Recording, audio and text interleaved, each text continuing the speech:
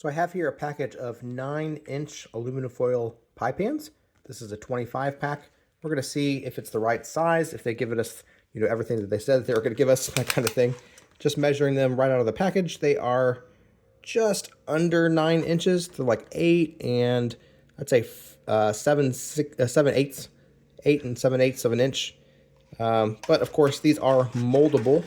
So you can certainly pull that out just a little bit and get the full 9 inches. If you want exactly 9 inches for a pie, there we go, 9 inches.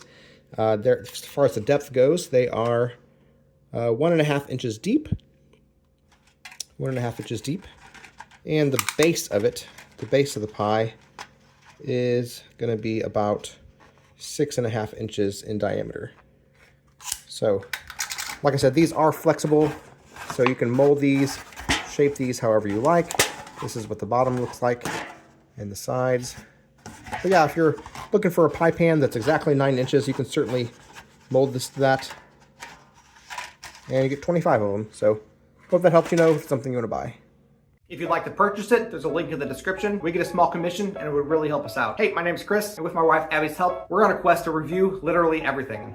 They tell me that I'm never gonna make it. They want me to do something that could make sense.